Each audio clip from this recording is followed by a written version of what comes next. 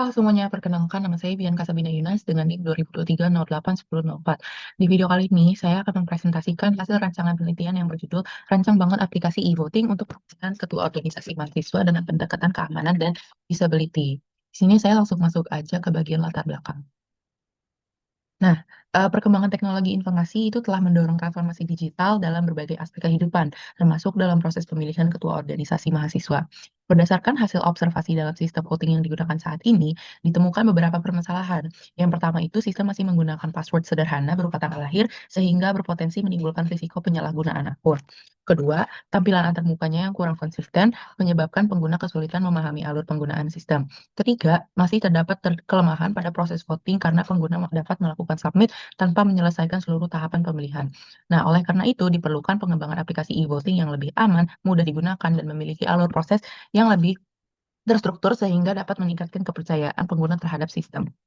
Terus di sini juga saya ada rumusan masalah, yaitu bagaimana merancang dan juga mengembangkan aplikasi e-voting untuk pemilihan ketua organisasi mahasiswa yang aman, mudah digunakan, memiliki alur sistem yang terstruktur, dan juga dapat meningkatkan tingkat kepercayaan pengguna. Adapun tujuan dari penelitian ini yang berupa yang pertama itu merancang dan juga membangun aplikasi e-voting untuk pemilihan ketua organisasi kemahasiswaan berbasis mobile web. Yang kedua, meningkatkan aspek keamanan sistem, khususnya pada mekanisme autentikasi pengguna. Yang ketiga, meningkatkan usability aplikasi agar mudah digunakan dan memiliki tampilan yang konsisten. Yang keempat, merancang alur proses pemilihan yang terstruktur untuk meminimalisir kesalahan dalam proses voting. Dan yang kelima, mengukur tingkat usability dan kepercayaan pengguna terhadap aplikasi yang dikembangkan. Dengan itu, saya rumuskan juga sebuah hipotesa atau dugaan awal, yaitu pengembangan aplikasi e-voting dengan fitur autentikasi yang lebih aman, tampilan antarmuka yang konsisten, dan juga pemilihan alur yang terstruktur dapat meningkatkan keamanan sistem, kemudahan pengguna, serta kepercayaan pengguna dalam pemilihan ketua organisasi di Universitas Membangun Jaya. Lalu selanjutnya di sini saya menggunakan 5 penelitian terdahulu sebagai landasan pengembangan sistem. Nah, di sini penelitian yang pertama oleh Hermawati et al. Di tahun 2023 dengan judul Keamanan e-voting dengan AS, membahas pentingnya keamanan sistem e-voting dan juga menunjukkan bahwa penggunaan mekanisme keamanan dapat melindungi data voting dari manipulasi.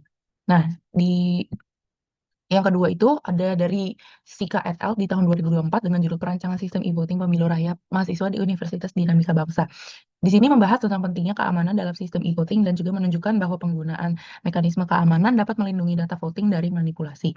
Lalu yang ketiga itu penelitian dari Andayani dan juga Patanan di tahun 2024 dengan judul Tinjauan Hukum dan Keamanan Penerapan e-voting serta Terjaganya Asas-asas Demokrasi dalam Pelaksanaan Pemilu di Indonesia. Di sini menekankan bahwa pentingnya aspek keamanan dan kepercayaan dalam penerapan sistem e-voting agar tetap sesuai dengan prinsip demokrasi. Lalu yang keempat, di sini ada penelitian dari Safari et al. Di tahun 2024 dengan judul Rancangan Aplikasi e-voting untuk Pemilihan Ketua Honda Tiger Club di Indonesia. Nah, di sini menunjukkan bahwa e-voting itu dapat membuat proses pemilihan organisasi menjadi lebih efisien dan juga transparan. Dan yang terakhir, di sini dari Hermawan di tahun 2023 dengan judul Perancangan User Interface dan juga User Experience Website e-voting menggunakan metode Design Thinking. Nah, di penelitian ini menekankan bahwa desain UI UX yang baik dapat meningkatkan kenyamanan serta kemudahan penggunaan dalam menggunakan sistem e-voting, gitu. Nah, selanjutnya saya langsung masuk ke pembahasannya. Di sini yang pertama ada elisitasi. Nah, di proses elisitasi ini terdapat 4 tahapan, yaitu elisitasi tahap 1 yang merupakan tahap awal untuk pengumpulan kebutuhan sistem yang diperolehnya itu dari hasil observasi, studi literatur, dan juga identifikasi kebutuhan stakeholder.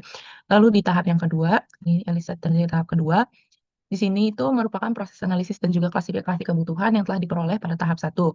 Nah, nanti setiap kebutuhan itu diberi tingkat prioritas berdasar tingkat kepentingannya terhadap sistem, yaitu ada M untuk mandatory, D untuk desirable, I untuk inessential gitu atau nggak penting. Nah, di sini lanjut ke elisitasi tahap 3, yaitu dilakukan untuk mengevaluasi setiap kebutuhan berdasarkan aspek technical, operational, and economy. Nah, penilaian ini bertujuan untuk mengetahui tingkat kelayakan dan juga kompleksitas implementasi kebutuhan yang akan dikembangkan pada sistem e-voting. Dari masing-masing kategori yaitu TOE itu dipecah lagi menjadi beberapa level, yaitu ada high, medium, dan juga low gitu. Nah, di tahap akhir yaitu elisitasi final, merupakan hasil akhir dari proses penyaringan dan juga analisis kebutuhan yang telah dilakukan pada tahap 1, 2, dan 3. Nah, kebutuhan yang terdapat pada tahap ini merupakan kebutuhan yang sudah disetujui untuk diimplementasikan dalam sistem karena dianggap relevan gitu. Selanjutnya saya masuk ke, use case. Nah, dari hasil elisitasi, maka dibuat use case diagram yang terdiri dari 2 aktor, yaitu pemilih dan juga admin. Nah, pemilih itu dapat melakukan login, melihat kandidat, dan juga melakukan voting, sementara admin dapat melakukan login, mengelola data, serta monitoring hasil. Nah, di sini saya ada spesifikasi use case untuk memperjelas tiap fungsi yang ada pada use case diagram tadi. Nah, di sini ada 5 use case utama, yaitu login, lihat kandidat, voting, kelola data, dan juga monitoring hasil. Nah, setiap use case itu menjelaskan aktor yang terlibat, deskripsi proses, kondisi awal, kondisi akhir, alur utama, serta kemungkinan kondisi alternatif yang dapat terjadi selama sistem ini digunakan. Nah, spesifikasi ini digunakan sebagai acuan dalam memahami perilaku sistem yang akan dikembangkan. Nah, selanjutnya saya bahas activity diagram. Untuk activity diagram di sini saya totalnya ada 4 activity diagram, di mana di sini yang pertama itu ada activity diagram proses e-voting. Nah, di sini itu menggambarkan proses utama sistem mulai dari melihat kandidat, memilih kandidat, melakukan voting, hingga sistem melakukan validasi dan juga menyimpan suara pemilih. Lalu selanjutnya, di sini ada activity diagram proses login. Nah, di sini menggambarkan proses autentikasi pengguna sebelum mengakses sistem.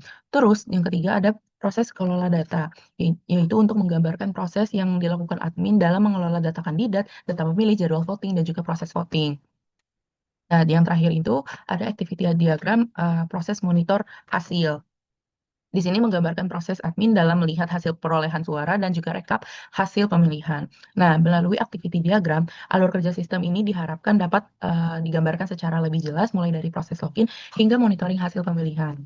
Sekian presentasi dari saya, dan saya harap aplikasi e-voting ini nantinya dapat meningkatkan keamanan, kemudahan penggunaan, serta kepercayaan mahasiswa dalam proses pemilihan ketua organisasi mahasiswa khususnya di UPJ.